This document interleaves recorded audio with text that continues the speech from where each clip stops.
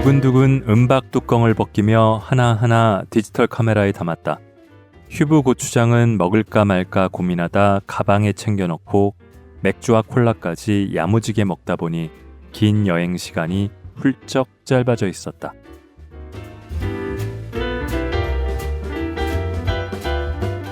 골라드는 뉴스룸 책 읽는 순간 북적북적입니다. 저는 심영구 기자입니다. 처음부터 양해의 말씀을 좀 드리고 싶은 게 제가 이 개도 안 걸린다는 여름 감기에 걸렸습니다. 자기 관리를 잘 못한 제 잘못인데 그래서 목 상태가 좀 좋지 않고요. 몸도 좀 안 좋더라고요. 어쨌든 잘 읽어볼 테니 좀 감안하고 들어주시기 바랍니다. 어째서인지 저는 제가 북적북적에서 여행 그리고 음식에 대한 책들을 굉장히 많이 읽었다고 착각하고 있었습니다. 그래서 이번에도 여행에 관한 책을 찾아놓고 이것도 너무 자주 읽은 거 아니야? 하고서 마지막에 여행에 관련된 책을 읽었던 게 언제인지 찾아보니까 21년 5월 판타지 없는 여행이더라고요. 중간중간에 녹아있는 책들이야 있었겠지만 무려 2년하고 2개월 전에 읽고서 지금까지 안 읽었다니. 그래서 주저하는 마음을 떨쳐버리고 조금 더 자신있게 책을 가져왔습니다. 떠나고 싶다 하는 마음은 굴뚝 같은데 갈 수 없는 상황이 꽤 오래 지속됐죠. 이제는 떠날 수 있다. 그렇긴 한데 좀 낯설어졌다고 할까요? 저도 그렇습니다. 저는 그래도 미국에 벌써 이제 한참 됐지만 1년 있다가 긴 여행을 갔다가 돌아왔는데 그 다음에 1년 7개월, 8개월이 됐는데 아직까지 비행기 한번 타본 일이 없고 어디 놀러가서 자본 거는 딱 하루뿐이었습니다. 그것도 경기도 바로 6월에 갔다 온 거 말고는 없었습니다. 여러 가지 상황이 있었지만 그동안 일상이 너무 지겨워서 아니면 비일상이 그리워서 혹은 그냥 어딘가 지금 매일 하는 일과 사람과 환경에서 벗어나고 싶어서 그런 기분, 그런 마음 대개 누구나 가져본 적 아니면 갖고 있잖아요. 그런데 여행이 그리워도 그러지를 못했는데 다들 코로나를 넘어서 이제 비로소 여행이 가능해졌다는 때가 왔는데 저는 여전히 그러지 못하고 있습니다. 그래서 방구석에서 떠나는 여행, 그리고 제가 2019년에 읽었던 내방 여행하는 법 같은 느낌으로 책을 찾아왔습니다. 서론이 길죠. 10명의 작가들이 모였습니다. 저마다 여행기에 여러 장면씩을 가져왔습니다. 책 제목은 여행의 장면. 낭독을 허가해준 출판사 유유희에 감사드립니다. 작가 10명이 모이다 보니까 10인 10색입니다. 이분들이 아마 모여서 어떤 걸 쓰겠다고 궁리하진 않으셨겠죠. 아마 출판사나 기획한 쪽에서 청탁을 하는 식으로 이루어졌을 것 같은데 보니까 제가 읽었던 책을 쓰신 작가도 있고 잘 모르는 분들도 있지만 쭉 읽어보니 저도 이런저런 여행들을 좀 다녀본 경험이 있어서 그런지 제가 언젠가는 경험했거나 간접 체험했을 법한 여행과 겹치는 대목이 굉장히 많았습니다. 처음에 읽은 건 그 며느라기를 그렸던 작가 수신지 작가의 기내식을 처음 먹었을 때 그때의 느낌에 대해 쓴 부분을 읽었는데 저도 이거 굉장히 공감했거든요. 저도 기내식을 먹은 게 이제 거의 한 20년 전인데 처음 먹은 건 그때는 되게 두근두근했죠. 근데 꼭 기내식이 굉장히 맛있고 색달라서가 아니라 그렇게 나도 드디어 기내식을 먹으면서 비행기를 타고 어디 여행을 간다. 그런 기분이 굉장히 컸던 것 같아요. 그때는 저는 출장이었지만 그렇습니다. 나는 같은 나지만 여행지에서의 나는 일상의 나와는 왠지 다른 시공간에 있는 것도 같죠. 그래서 먼저 김신지 작가의 잠시 다른 인생을 사는 기분을 읽고 오겠습니다.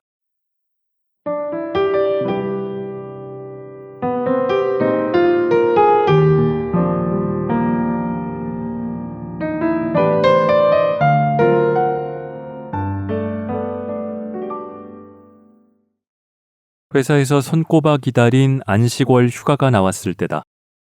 막상 한 달이라는 긴 방학이 주어졌지만 지쳐있던 터라 어디 낯선 곳으로 떠날 기력이 없었다.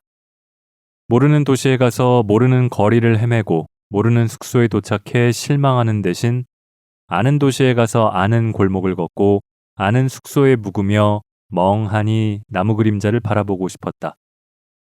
그렇게 맘먹었을 때 머릿속에 떠오른 건 치앙마이였다. 몇 번 가본 것만으로 잘 아는 도시처럼 느껴지는 곳. 공항에서 시내까지 10분 남짓 걸려서 숙소에 금세 짐을 풀 수 있는 곳. 짐을 풀자마자 밖으로 나와 쪼리를 끌고 차닥차닥 걷다가 아무 식당이나 들어가 창 맥주에 모닝글로리 볶음을 먹을 수 있는 곳. 생각만 해도 추위와 과로에 지친 심신을 선베드에 누이는 기분이 들었다. 한 달의 휴가를 보낼 숙소를 즐거운 마음으로 찾았다.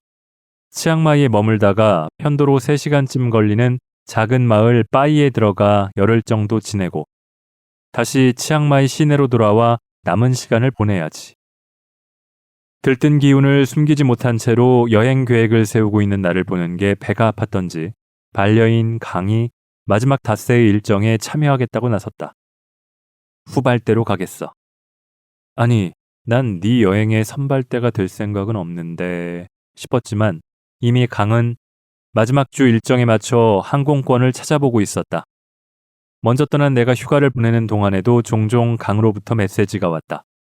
무슨 항공 특가 알림이 떴어. 근데 지난주에 본 것보다 비싸. 길게 머물 수 있는 일정이 아니었기에 최적의 가격과 시간대를 찾아 매일 항공권을 검색한 끝에 마침내 강은 티켓을 끊었다. 연애를 오래 해온 터라 이전에도 종종 국경 밖에서 만난 적이 있었지만 결혼 후 각자 떠나 여행지에서 만나는 건 처음이었다. 강이 오기로 한 날 도착 예정 시간은 저녁 8시였다. 치앙마이 공항에서 비밀리에 접선한다는 사실만으로 커다란 이벤트를 앞둔 사람처럼 설렜다. 살다 보면 별게 다 설레네 싶은 순간이 찾아오는데 그렇다면 그땐 그게 별게 맞다. 자주 일어나지 않는 일, 나에게만 특별한 일. 어질러진 것도 없는 숙소 테라스를 괜히 정리하고 냉장고에 맥주를 잔뜩 채워두고 안주도 사야 하니까 늦은 시간까지 장사하는 노점상 몇 군데를 봐두었다. 해질 무렵 툭툭을 타고 공항으로 향했다. 평소엔 우버 택시를 타다가 그날따라 공항 가는 길에 왜 사방이 뚫린 툭툭을 타고 싶었는지 모르겠지만 아마도 낭만에 취해 밤바람을 좀 쐬고 싶었던 것 같다. 늦은 저녁에 치앙마이 공항은 떠나고 돌아오는 사람들이 내뿜는 활기로 부산스러웠다. 전광판에 뜨는 한 번쯤 가보았거나 한 번도 가보지 못한 도시들. 그곳에서 출발해 지금 하늘을 가르며 오고 있는 비행기 편명들. 입국 게이트가 열리는 순간 환해지는 얼굴, 호응을 나누는 사람들 뒤로 오랜 비행에 지친 커다란 동물처럼 우두커니 서 있는 캐리어들. 팻말을 들고 단체 관광객을 기다리는 가이드들 틈에서 나도 그 장면에 섞여들기 위해 일기장 한 장을 찍어 웰컴 미스터 강이라고 썼다. 지금 생각해보니 왜 영어로 썼을까? 종이를 든 채로 서 있자니 잠시 이 도시에서 다른 인생을 사는 기분이 들었다. 치앙마이에서 새 출발을 다짐한 한국인 가이드가 된 것도 같고 호수가 아름다운 치앙마이 대학교에 공부하러 와 있는 것도 같고 퇴사 후 태국 음식점을 차릴 요량으로 현지 레시피를 배우러 와 있는 기분도 들고 어쨌든 공항에서 누군가를 기다리는 나는 지금 여기에 사는 사람. 곧 나타날 익숙한 얼굴을 마중 나온 사람이었다. 강은 예상보다 1시간 늦게 도착했다. 인천공항에서 이륙을 기다리는데 한 탑승객의 동행이 문제가 생겨 타지 못하는 일이 벌어졌고 뒤늦게 그 사실을 안 사람이 자신도 내려야 한다며 나섰고 이미 비행기에 실린 그 사람의 캐리어를 빼내느라 한참 시간이 소요됐다고. 그런 건 다 괜찮았다. 왜냐면 우린 무사히 만났으니까. 비행 시간 내내 답답했던 사연을 늘어놓는 강에게 믿음직한 가이드처럼 말했다. 자, 이제 집에 가자. 여행지에서 언제든 그렇게 말하고 뒤돌아 걷는 순간이 좋다. 잠시 머무는 숙소를 집 이라 부를 때 우리는 여기에서 만날 순간을 잘 살아내려는 사람들이 되니까. 외곽도로를 달려 시내로 들어왔다. 1년 전 같이 와본 도시였기에 강도 반가워하며 이곳저곳을 살폈다. 여기 기억나지? 지금은 문 닫았는데 숙소 바로 앞에 있는 카페 진짜 많나? 오래 살아온 동네를 소개라도 하는 것처럼 떠드는 건 나였고. 아까 미리 봐둔 노점에도 들렀다. 공항에 가기 전 몇 시까지 장사를 하느냐고 물어봤을 때 검지를 하나씩 들어올렸던 주인은 내 얼굴을 보고 아른 체를 했다. 공교롭게 5개가 남아있는 것인지 나를 위해 몰래 남겨놓은 것인지 모를 따끈한 스프링롤을 포장한 뒤 비닐봉지를 흔들며 숙소로 돌아왔다. 야, 뭐야, 여기 좋다. 3층에 위치한 방에 들어서자마자 강은 감탄했다. 놀라긴 아직 이르지. 러브하우스 배경음악을 흥얼거리며 나는 테라스 문을 활짝 열었다. 타다! 이 숙소로 말할 것 같으면 커다란 나무가 보이는 테라스 뷰를 갖고 싶어서 시내를 발품 팔아 돌아다니며 애써 찾은 곳이었다. 나를 위해 고른 숙소이기도 하지만 여기 도착한 강이 얼마나 좋아할지도 눈에 선했던 곳. 열어둔 창으로 알맞게 식은 밤 공기가 흘러들었다. 골목을 지나는 여행자들의 두런거리는 말소리, 어느 펍에선가 들려오는 기타 소리, 그 위로 두꺼운 직선을 긋듯 지나가는 오토바이 소리. 강에게 골목이 잘 내다보이는 오른쪽 자리를 내어주고 냉장고에 넣어둔 맥주를 꺼내왔다. 딸깡, 칙. 캔뚜껑이 열리는 경쾌한 소리가 골목에 울렸다. 건배를 나누고 스프링롤을 한 입씩 베어 물었다. 겉은 바삭하고 속은 따끈한 맛. 맥주를 부르는 맛. 아, 너무 좋다. 강이 의자 깊숙이 몸을 기대며 말했다. 모든 게 다 준비된 여행지에 몸만 쏙 들어온 여행자가 할 법한 말이었다. 5걸음만 걸으면 침대가 있고 여긴 아는 골목이고 내일 출근은 없고 중요. 기분 탓인지 강의 얼굴이 결혼할 때보다도 행복해 보였다. 1인 맞춤형 여행사의 유일한 고객을 만족시킨 나도 흐뭇한 얼굴로 맥주를 마셨다. 여행지에서 이렇게 만나는 거 재밌네. 또 만나고 싶네. 이튿날 둘이 함께하는 나흘간의 일정이 시작됐다.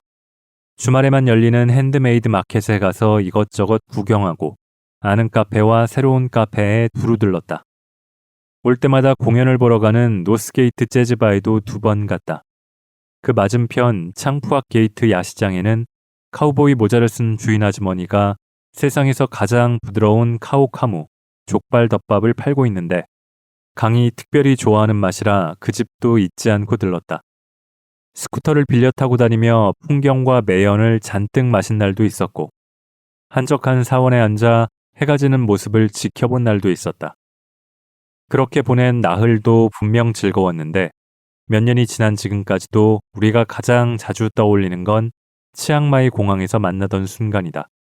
둘 중 하나가 그때 비행기가 왜 연착됐더라? 넌지시 물으면 그새 잊었냐는 말투로 다시 설명을 시작하는 시기다. 공항으로 강을 마중 나가던 툭툭 안에서 맡았던 매캐하고도 아련한 밤공기. 입국 게이트가 열리고 닫힐 때마다 덩달아 반갑게 열리고 닫히던 마음. 마침내 강의 얼굴을 발견하던 순간에 반가움. 그런 데서 만나니 3초 정도 우리 사이에 흐르던 어색함. 숙소에 도착해 맥주 첫 모금을 마신 순간 가슴 중앙에서부터 시작해 동심원처럼 퍼져나가던 행복감. 어쩌면 그 추억의 방점은 마중에 있는 것 같다. 마중. 오는 사람을 나가서 맞이하는 일. 요즘 들어 평범한 말들이 자꾸 좋아지는 건 그 말의 참뜻을 이제야 비슷하게나마 살아내고 있기 때문일까?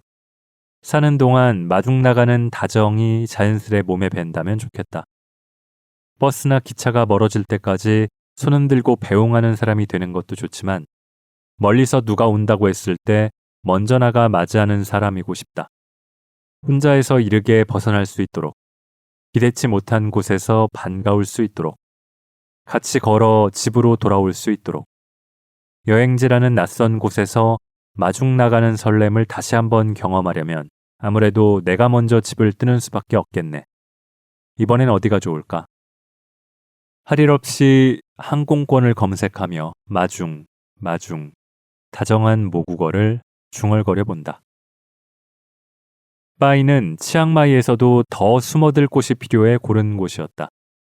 오래전부터 한 번 흘러든 여행자들이 떠나지 못하고 눌러앉기로 유명해 배낭 여행자들의 블랙홀로 불리던 마을. 작은 승합차를 타고 762개의 가파른 고갯길을 꼬불꼬불 넘어야 닿을 수 있는 곳. 몇 해 전 일 때문에 들른 적이 있었는데 그땐 일정이 촉박해 금세 떠나야 했다. 이번엔 정말 아무것도 하지 않고 푹 쉬다 와야지. 고갯길을 넘을 때마다 먹먹해지는 귀에 침을 꼴딱꼴딱 삼키며 생각했다. 여행 준비를 할 때 곧잘 사진 한 장에 반해 무언가를 정해버리는 나는 이번에도 한 장의 풍경에 반해 숙소를 골랐다. 널찍한 테라스의 바 테이블에 앉아있는 두 여행자의 뒷모습이 담긴 사진. 시선을 좀 멀리 두면 안개에 설핏 가려진 산의 능선이 보였다. 사진을 넘기자 이번엔 테라스 구석의 안락 의자에 누워 고양이를 품에 안은 채로 잠든 여행자의 모습이 나타났다. 아, 이게 나였으면. 때로는 그런 생각이 드는 곳에 나를 데려다 놓기 위해 먼 길을 나서기도 한다. 티크나무로 지은 태국 로컬 집은 아늑했다. 방을 예약하면 테라스가 포함된 2층 전체를 단독으로 사용할 수 있다는 설명 그대로 앞으로 열흘 동안 내 집이 될 공간이었다. 숙소 주인의 안내에 따라 나무 계단을 밟고 올라서자 사진에서 봤던 바로 그 풍경이 펼쳐졌다. 방 하나 크기만큼 넓은 테라스와 왼편 기둥에 걸린 해먹, 커다란 안락 의자, 만질만질 닦인 타일 바닥, 혼자 휴가를 보내기에 완벽한 숙소였다. 방 한쪽에 짐을 풀자마자 숙소 옆 슈퍼에서 맥주를 사와 테라스에 앉아 보았다. 사진 속 그 여행자가 된 순간이었다. 1월에도 푸르른 열대나무들이 기우는 햇볕에 반짝이고 있었다. 해먹 위에 걸린 풍경이 바람이 불 때마다 맑은 종소리를 냈다. 멀리 산자락 아래 다문다문 엎드린 집들이 보였다. 저곳에도 나 같은 여행자가 짐을 풀고 있을까? 첫날 저녁, 해가 다 질 때까지 테라스에 앉아 있으면서 성급하게도 생각했다. 나는 이곳을 오래도록 그리워하겠구나. 지구 한편에 아는 마을이 있어 오래 따뜻하겠구나.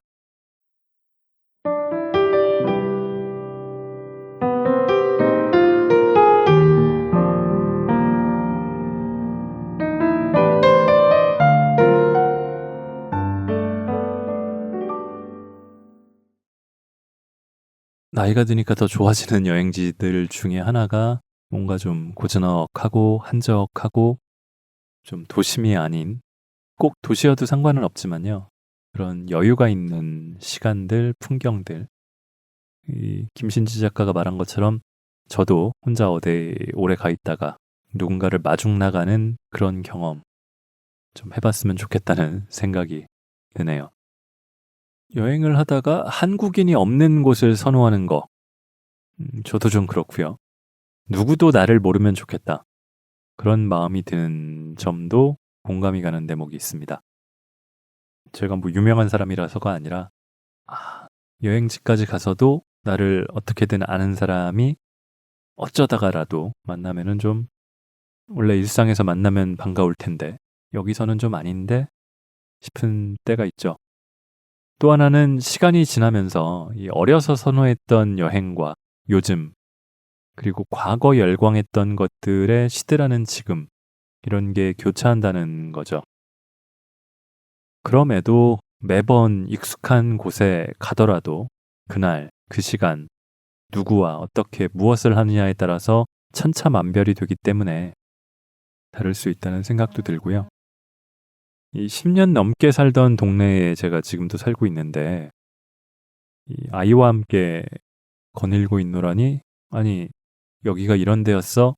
라고 모든 게 새롭게 보이는 그런 신기한 경험을 최근에 하고 있는데요.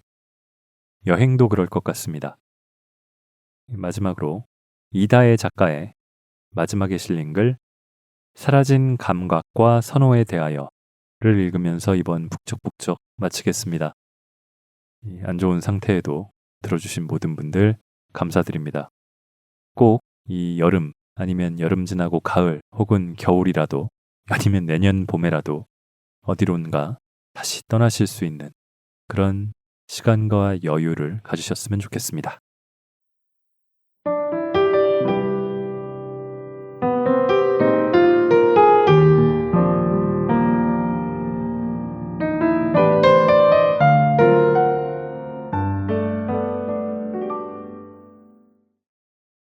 떠나고 싶다는 마음의 강도는 첫 자각의 순간부터 지금까지 변한 것이 없지만 어떤 마음은 점점 굳건해지고 어떤 선호는 영영 사라져버렸다. 영원히 굳건한 마음은 내게 이런 생김새를 하고 있다. 여행하고 싶다는 기분의 모양새. 다른 도시에서 다리가 아플 때까지 걷고 싶다. 일요일 오후 2시쯤이 제일 위험하다. 일주일이 완전히 끝났다는 실감이 드는 새로운 일주일이 코앞에 있는 시간 말이다. 나는 이 시간이 되면 좀이 쑤신다. 어디든 놀러 가고 싶어서인데 이왕이면 아예 다른 도시에 있었으면 하는 마음이 간절해진다. 그 시작이 기억나지 않을 정도로 오래전부터의 병이었다. 못 견딜 지경이 되면 달력 앱을 켜서 일정이 비는 날을 찾고 비행기표를 검색하고 여행 브이로그나 여행 블로그를 뒤지기 시작한다. 여기서부터 뭔지 모를 하염없음이 시작된다. 다가오는 월요일에 대한 긴장 때문에 이러는지 점심을 먹고 나른해서인지는 잘 모르겠다. 직장인으로 살면서 여행을 좋아하는 사람이 된다는 건 여행을 그리워하는 감각조차 요일에 맞춤한다는 뜻이다. 남들도 쉬는 날에 놀아야 카톡이 울리지 않는다. 남들도 일하지 않는 날에 일을 쉬어야 메일함에 새 메일이 쌓이지 않는다. 일요일 오후 2시는 그 모든 것이 완벽하게 맞아떨어지는 시간이다. 책을 읽고 싶기도 하고 여행을 하고 싶기도 한데 그 둘을 동시에 하고 싶은 기분이 솟구친다. 그게 나의 구체적인 일요일 오후 2시 기분이다. 혼자 여행을 하기 때문에 생겨난 습벽이다. 주말을 끼고 여행을 하면 이때쯤 마지막 일정 중일 가능성이 높다. 노이즈 캔슬링 헤드폰을 끼고 비행기나 기차, 버스를 타고 이동하며 소설을 듣는다. 하루 종일 걷고 고단한 저녁 시간에 저녁을 해결하러 나가며 긴 시간을 걸으며 소설을 듣는다. 이런 일이 내게는 여행이다. 여행과 유사한 기분을 경험하려고 동네 공원 산책길에 TTS를 이용해 소설을 하염없이 듣기도 한다. 그런데 이렇게 해서는 시야에 들어오는 풍경의 변화가 없어 신선한 기분을 맛볼 수가 없다. 애초에 동네에서와 여행지에서 같은 감흥을 받는다면 누가 굳이 여행을 가려고 하겠는가? 일상을 여행처럼 이라는 캐치프레이즈는 그럴싸하지만 결론적으로 말하면 일상은 여행이 아니기 때문에 노력하지 않고는 즐거운 마음으로 받아들이기 어렵다는 뜻이기도 하다. 나도 노력은 한다. 집 근처를 다른 눈으로 바라보기 위해 애쓴다. 애써야 가능한 일이라면 애초에 그러하지 않다는 진리 또한 받아들일 뿐이다. 그런데 그거 알아요? 여행지에서는 이어폰을 꽂고 다니면 여행의 즐거움이 감소한답니다. 여행의 즐거움을 낯섦에 있다고 믿는 여행자라면 특히 그렇죠. 귀로 접할 수 있는 여러 여행지다운 정보들이 있기 마련이에요.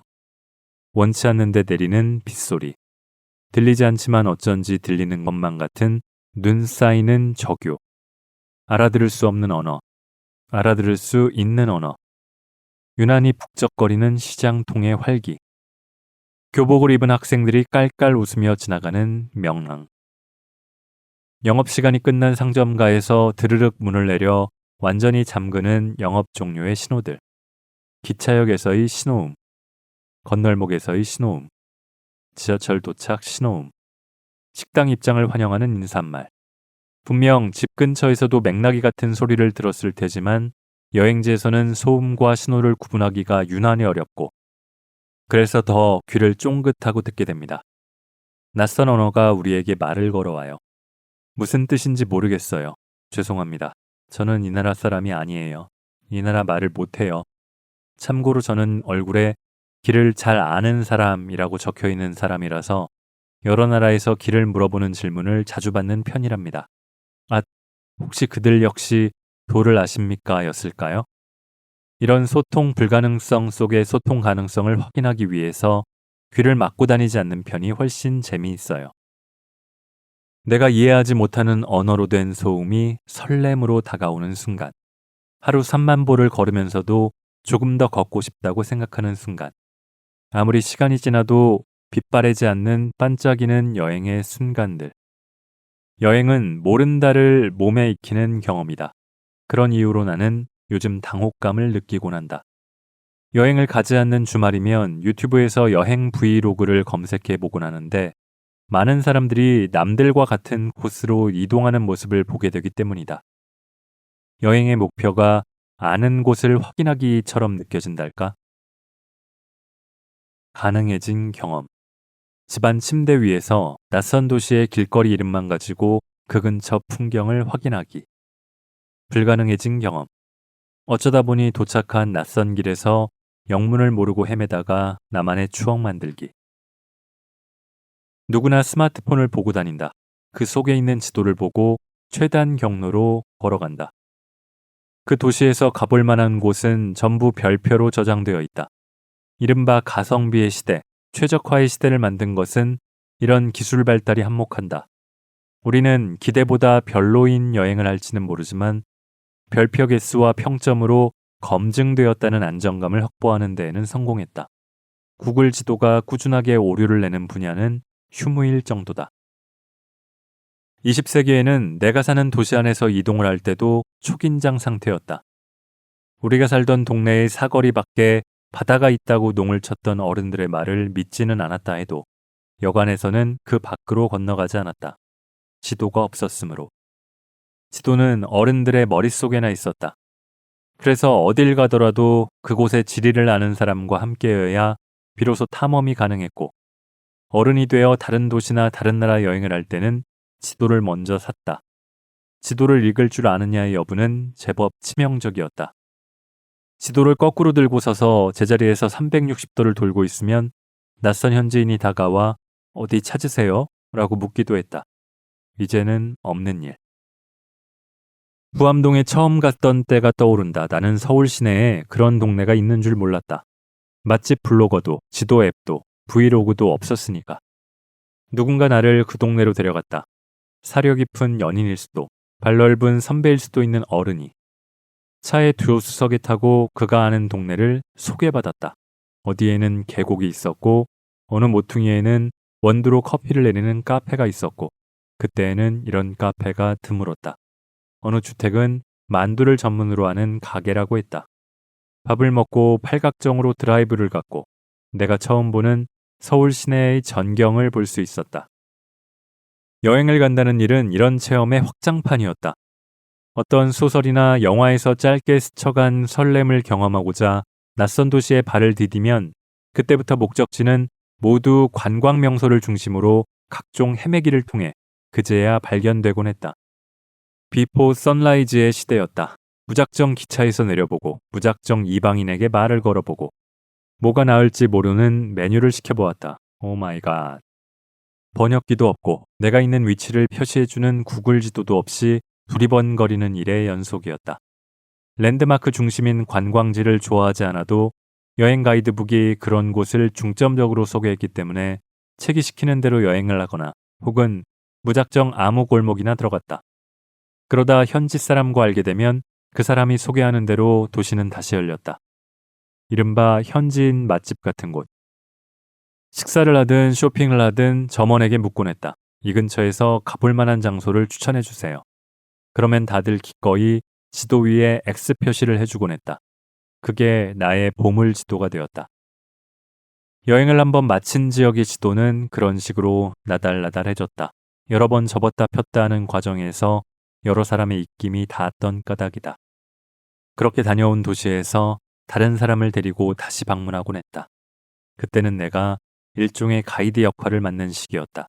내가 소개할 차례였다. 내가 받은 다정을 다른 누군가에게 전달할 차례였다. 또는 하나의 연애를 끝내고 다음 연애를 시작하는 방식이기도 했다. 모른다, 안다, 모른다. 이제 사라진 선호에 대해 말할 차례다.